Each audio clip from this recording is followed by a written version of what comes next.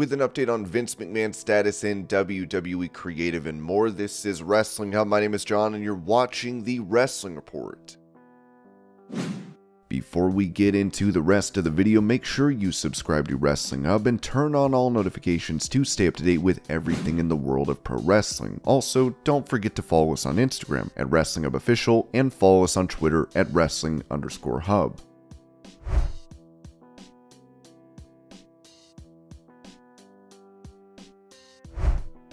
Talking about why AEW is airing their All Access program following Dynamite, Dave Meltzer said on Wrestling Observer Radio, they actually were going to do an earlier reality show with the couples, which this is sort of an offshoot of, but they basically didn't get it done and put on the schedule. And essentially, this really is the long-awaited replacement show for Rhodes to the Top, which was going to air last year. They'd actually started filming it when Cody left the company, so it's a new reality show. But they've done Rhodes to the Top before, and they've done the reality show thing before, so it's just kind of an extension of what was already done. But it's still, if you're going to look at it from a Warner Bros. Discovery standpoint and a fan standpoint, for people who think that somehow WBD is looking at dropping AEW or not behind them, this is not the case. You don't add a new program with something you're looking at not keeping. Money-wise, rights fees is a totally different story. That's to be determined. But the idea that they would drop it, I don't think anyone thought that they would drop it unless they had a new regime that didn't like wrestling, which is possible, but this new regime has been very vocally in support of these guys.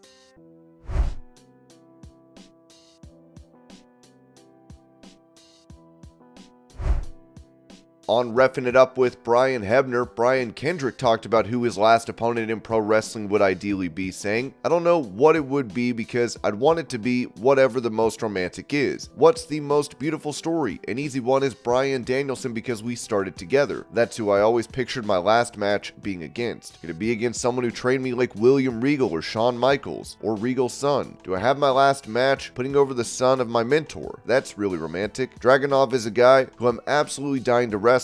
My favorite person to wrestle is Rich Swann. So do I have it against my favorite guy to work? I want to think hard on it, but it would have to be the most romantic."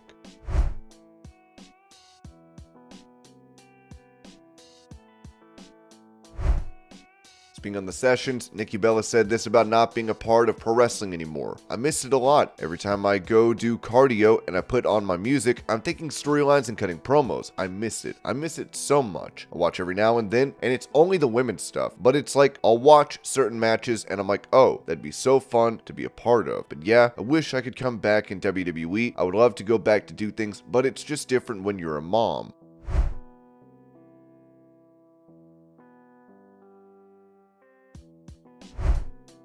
With her hoping to be inducted into the WWE Hall of Fame class of 2023, Melina said this about it to the Asylum Wrestling store. "I feel like if it doesn't happen now, why at all anywhere else? Unless we go back to LA. It's kind of these things where it's like, okay, if it's not in LA, then it's this feeling that I'm never going to be in the Hall of Fame unless I die type of deal. That's like 30 years from now or something like that."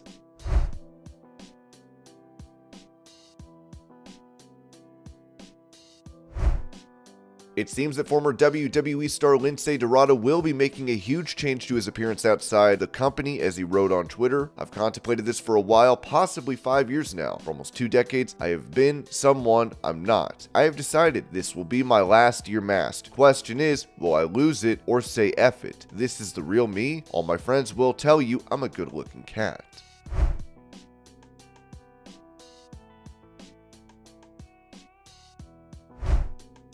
Cutting an emotional promo on Bryan Danielson during Dynamite, MJF touched on splitting with his fiancé as he said, "I'm the guy who got left stranded by anyone I've ever opened up to. I'm the guy who got thrown away like trash by anyone who's ever claimed they loved me. And then I met a girl who changed my outlook on every single person on this planet. My dream girl. A girl I fell in love with. She convinced me that not everyone in this world is bad. So that I became the man who got down on one knee. And I told that girl I wanted to start a family with her. I wanted to make a home with her. I wanted to have children with her. And do you know what she did, Bryan Danielson? She left me. She left me, Bryan. She left me because I'm unlovable. And the only thing I have in this life that I can trust, the only thing I have in this world that makes me feel unconditional love is this Triple B. The AEW World Championship is the only thing stopping me grabbing a fistful of pills and calling it a day." Sean Ross Sapp would report this after the show. The MJF promo had a lot of truth to it. Normally wouldn't cover that type of thing, but he and his fiancée did have a split, as was referenced on tonight's tonight's AEW Dynamite.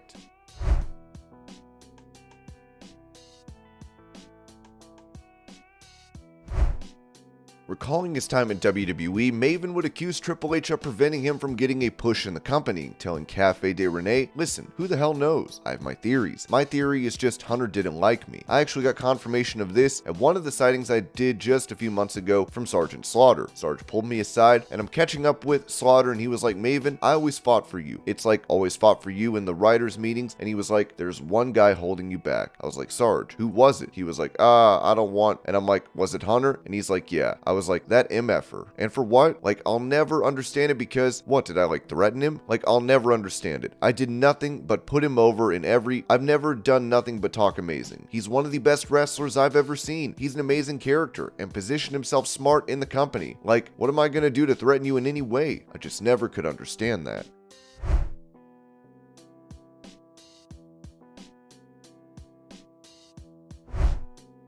On that same show, Maven would give his opinion on John Cena as a pro wrestler, saying he fell into the category of like the Lugers of the world that just couldn't, he couldn't, as middle of a ground of a wrestler I was, he was bad. It's painful to watch him run. It's painful. Here's the best way that I can think of describing him. Have you ever had a dream, and in your dream, you're trying to accomplish something athletic, and for whatever reason, you just can't do it? You know that feeling? Like you can't run, or get to, or swim, or whatever? Like to me, that's how he just lived life. He was just like constantly just couldn't move the right way. Then again, like I said, the son of a bitch was more over than anybody ever could have imagined. He's a good entertainer. He could talk his ass off, talk circles around everybody. And again, John was one of those guys that I knew in passing. You know, we never hung out. I don't even think we ever went out to eat together, but always just could not have been more polite to me. So another guy that I could not be happier for his success. That said, he walked around like he had 2 left feet.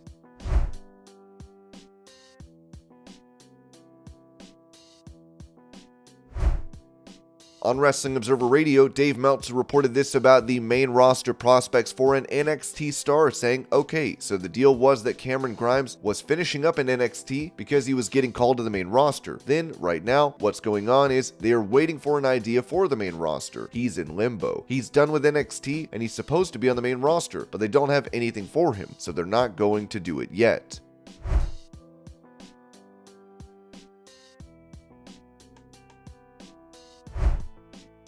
Touching on how AEW can improve their product, Nature Boy Ric Flair suggested this to president of the company Tony Khan on his podcast. "I would continue to own the company, but I would let somebody fresh book it. He books and runs it, but he's also very vested personally in football, which he takes a lot of pride in, and the Jaguars are getting better, which I'm really happy for them. They will probably be in the playoffs next year. So what I'm saying is Tony has to divide his time and his passion between 2 things."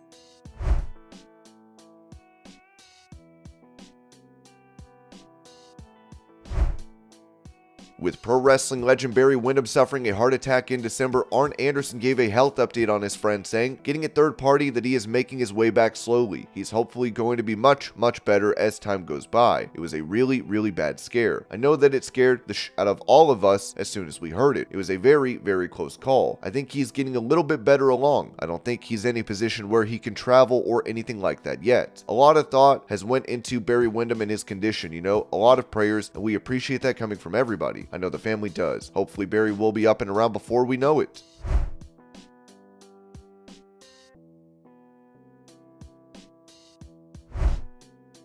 Taking to Twitter, former NFL star Pat McAfee hinted at potentially not working for WWE following their sale as he wrote, "Man, brain's been cooking. Excited to get back, but I love this annual think sesh at the beach with my bride. The future of PMS Live has been a lot of fun to think about. Going through all of the numbers, facts are facts. We've really been quite a disruptor in this whole daily sports media world. I'm very proud of it. We don't have producers giving us takes or researchers telling us what to talk about. We don't have any investors. We don't have a lead-in audience or people leaving their TVs on overnight. We, alongside our incredible fan base, built this thing both literally and figuratively. We decide what to chat about, we pay for the footage rights, we negotiate the deals with our partners, and we changed the game. That's rather epic. What's next though? A lot of fun to think about. Show will always be free, but we need to keep evolving. Baby girl on the way. What's that mean for my future with WWE? I love it, but they're allegedly going to be sold. Who's buying them? Do I want to work/make money for those people?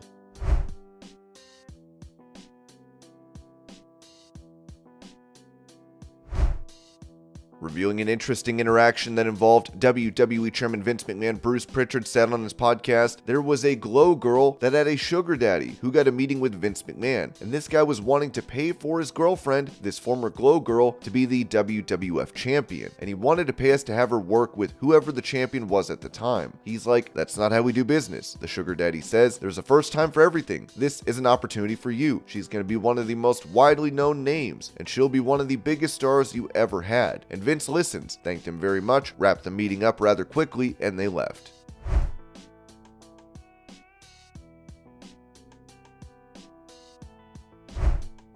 While many fans are concerned about Vince McMahon returning to creative in WWE, it seems that has not taken place. As Sean Ross Sapp wrote, this week a WWE talent reached out and told me they believed Vince McMahon was back in creative. I couldn't get it confirmed at all. Sources within WWE that would be in the position to know tell Fightful Select that these fears are unfounded. We couldn't get any confirmations on those talents' fears, as noted in the original post. Triple H has been open that Vince has input and has been adamant to talent that Triple H has final say.